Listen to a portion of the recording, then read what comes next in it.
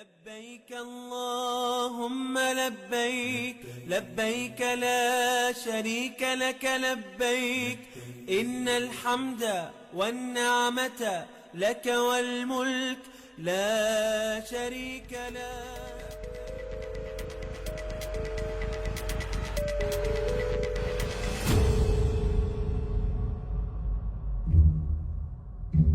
Dahulu, jamaah haji Indonesia masih mengandalkan moda transportasi kapal laut untuk menuju tanah Haramain. Perjalanan di masa itu seperti mempertaruhkan nyawa antara hidup atau mati. Tak sedikit yang mengalami sakit, ditipu, dirampok, atau terkena wabah, bahkan wafat di tengah jalan. Dalam perjalanan, ritus penyelenggaraan haji mengalami evolusi. Lambat laun, rute laut ditinggalkan lalu beralih sepenuhnya melalui jalur udara.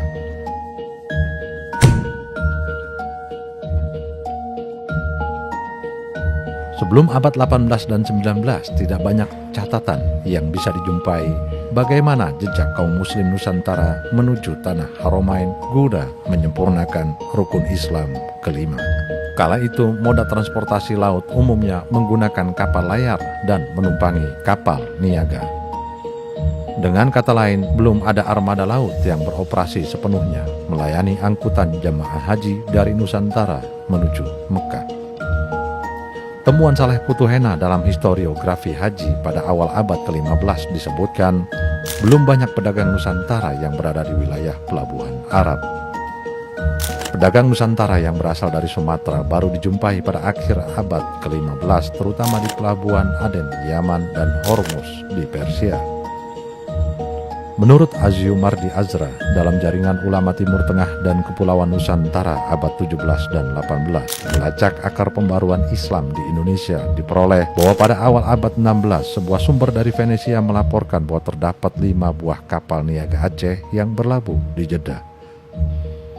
Di masa itu, berdasarkan catatan M. Din Majid dalam Berhaji di Masa Kolonial, kapal yang mengangkut jemaah haji adalah kapal dagang milik orang Arab dan India yang sebagian besar bersandar di Temasek atau Singapura. Waktu tempuh perjalanan menuju Tanah Suci bisa berbulan-bulan lamanya. Oleh sebab armada laut di masa itu masih menggunakan layar atau mengandalkan dorongan angin laut dan belum ada kapal motor atau kapal uap. Jauh sebelum bangsa Eropa singgah, para pedagang muslim dari sejumlah kawasan telah membangun jaringan perniagaan yang tumbuh pesat di Nusantara pada abad ke-13 hingga abad ke-15. Kronik Tom Pires, seorang penulis dari Portugis, mencatat kontingen pedagang Gujarat memulai debut awal membangun jaringan niaga di Nusantara, diikuti pedagang dari Asia, Jazirah Arab, Persia, dan sejumlah daerah di Timur Tengah. Proses akulturasi budaya berjalan begitu rupa. Tak sedikit kaum pedagang muslim yang bermukim lalu kawin-mawin dengan penduduk Nusantara. Membaurnya kebudayaan lokal dan syiar Islam perlahan membentuk kebudayaan Islam khas Nusantara. Saleh Putuhena mendapati bahwa kaum muslim Nusantara yang kala itu pergi ke Tanah Suci umumnya tidak diniati untuk beribadah haji. Adapun pelaksanaan ibadah haji lebih disebabkan misi dagang, delegasi sultan, atau mereka yang diniati untuk menuntut ilmu agama di bumi Haramain. Di kemudian hari, terbangunlah sanad keilmuan para ulama Nusantara.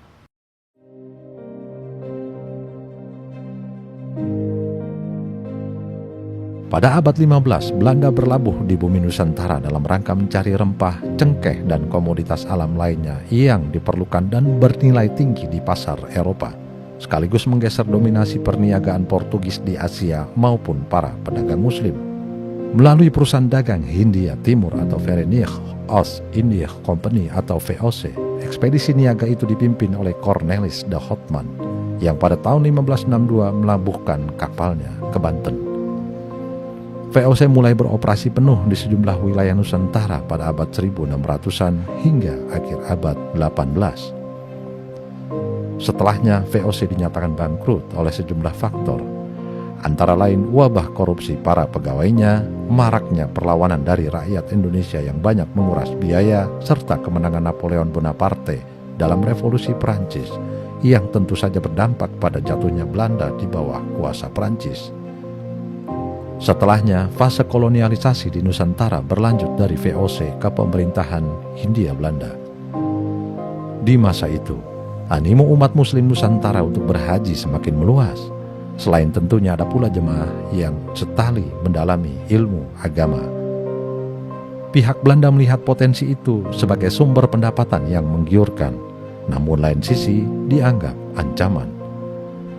Otoritas Belanda mengkhawatirkan gelombang pan-Islamisme dari tanah Arab akan menyulut semangat perlawanan terhadap kolonialisme Barat. Pihak Belanda cemas kepada pemuka agama yang telah berhaji kerap memelopori perlawanan rakyat terhadap kompeni. Itu sebabnya pelaksanaan haji di masa itu mendapat kontrol ketat dari pihak Belanda. Biaya haji pun dipatok tinggi. Di fase itu, Gubernur Jenderal Herman Willem Daendels merupakan otoritas Belanda yang kali pertama memberlakukan paspor haji atau surat jalan.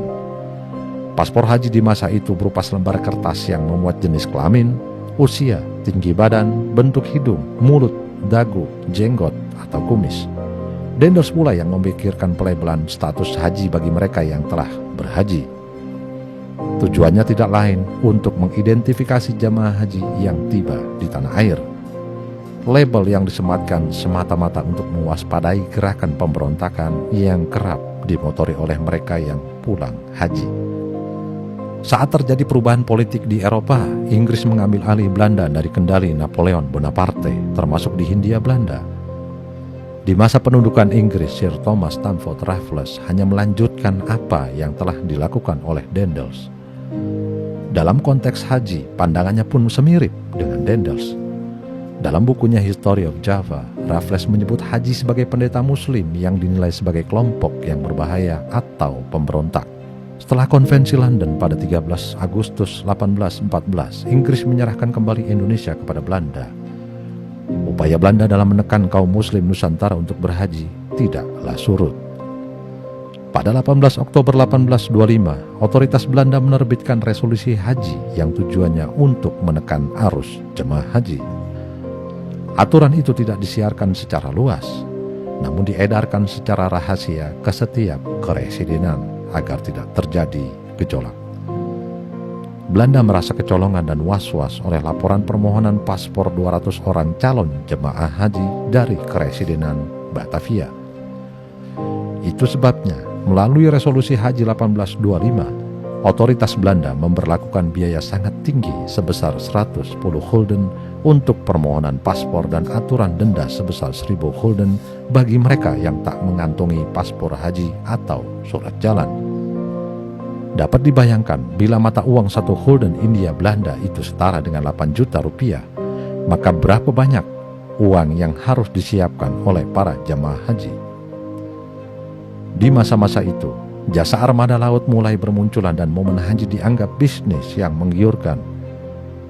Pada 1825, saudagar Melayu Syekh Umar Bugis menyediakan kapal khusus pengangkut jemaah haji. Pihak Inggris pun tertarik untuk terjun ke bisnis itu. Pada 1858, perusahaan Britania Raya menggunakan kapal uap yang berangkat dari Batavia, menyusul kemudian para pebisnis dari India, Singapura, dan Arab. Setahun setelah Belanda membuka konsulatnya di Jeddah pada 1872, otoritas Hindia Belanda mengadakan perjanjian kontrak dengan 3 perusahaan pelayaran Belanda, yaitu Rotterdamsche, Niach Nederland, dan Niach Oceaan. Belakangan, korporasi itu dikenal sebagai Kongsi 3 dan diberikan hak monopoli. Dalam perkembangan, jumlah jemaah haji semakin bertambah. Kongsi 3 pun kewalahan. Pada 1890, otoritas Belanda membuka kesempatan kepada pihak swasta untuk mengangkut jemaah haji. Namun, terbukanya keran agensi swasta untuk mengurus transportasi haji berdampak buruk. Motif mengeruk keuntungan yang sebesar-besarnya, lalu merebaknya para calo yang ditugaskan untuk mencari jamaah haji yang umumnya masih lugu. Bila target calo tercapai, mereka dapat imbalan bisa berangkat ke Jeddah secara gratis.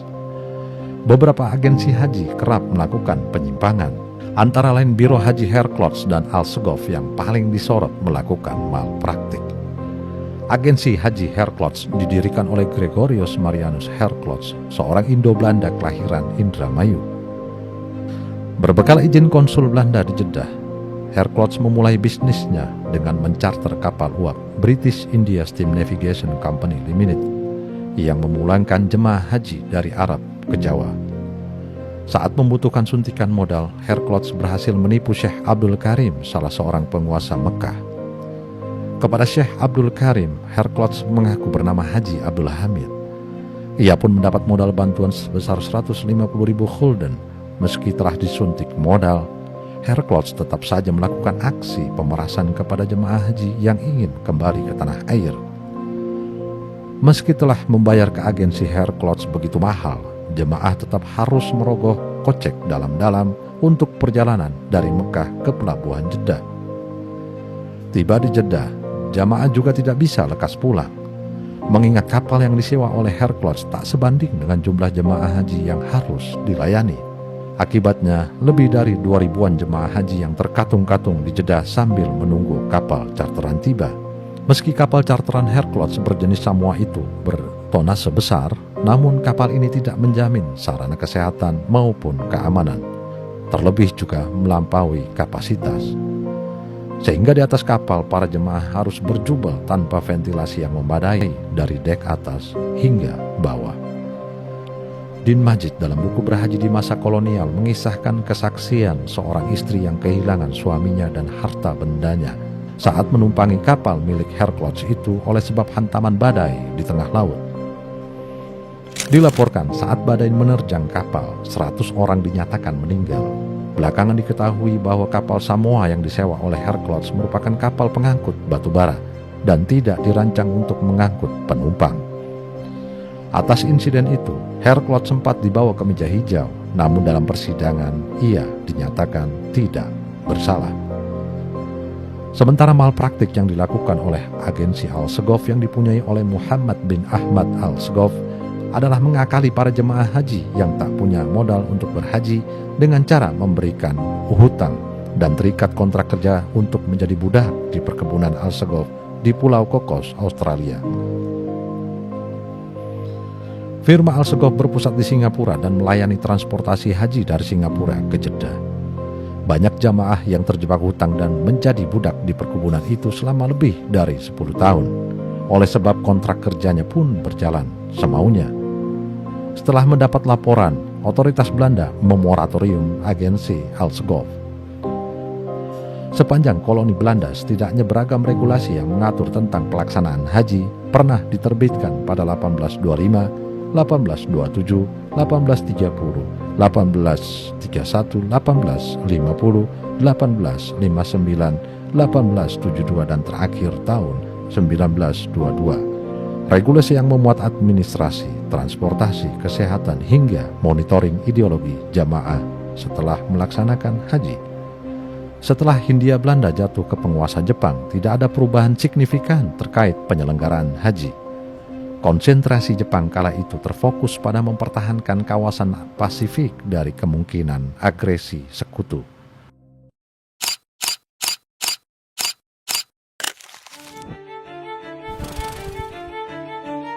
Setelah Jepang menyerah kepada sekutu, Indonesia kembali diokupasi Belanda. Tak lama setelah Indonesia menyatakan diri sebagai negara merdeka, Belanda kembali masuk pada 29 September 1945. Untuk mempertahankan kemerdekaan, Indonesia harus melalui masa-masa revolusi fisik sejak 1945 sampai 1949. Di masa itu, pelaksanaan haji tidak berlangsung optimal. Oleh sebab perlawanan terbuka maupun gerilya yang dilakukan oleh seluruh rakyat Indonesia terhadap Belanda. Tak terkecuali perlawanan yang dilakukan oleh para santri dan kiai-kiai Nahdlatul Ulama. Selain menerbitkan fatwa resolusi jihad yang membakar perlawanan arek-arek Surabaya, Rois Akbar Nahdlatul Ulama Hadratus Syekh Hashim Asy'ari mengharamkan berhaji di masa itu, meski seluruh prasyarat rukunnya terpenuhi. Fatwa itu lalu menjadi maklumat Menteri Agama nomor 4 tahun 1947 yang menyatakan bahwa pelaksanaan ibadah haji dihentikan sementara waktu oleh sebab negara dalam keadaan genting. Catatan sejarawan NU Abdul Munaim DZ dalam Rahmen Sejarah NU mencatat, langkah itu ditempuh oleh sebab dua faktor. Pertama, Indonesia tengah mengalami revolusi fisik yang memerlukan perhatian penuh dari semua pihak dan harus didahulukan. Kedua, kalaupun berhaji, maka harus menggunakan fasilitas dari Belanda yang tentunya akan memberikan keuntungan bagi mereka.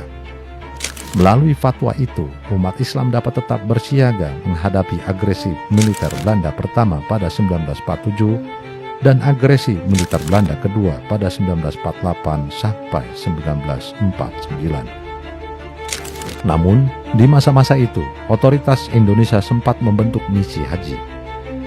Misi ini menjadi penting mengingat pihak Belanda telah menyebarkan propaganda ke otoritas Saudi bahwa pemerintahan Republik tidak sah dan perlawanan terhadap Belanda dianggap sebagai ekstremis. Itu sebabnya, misi ini mengemban tugas untuk menggalang dukungan Timur Tengah terhadap kemerdekaan Indonesia.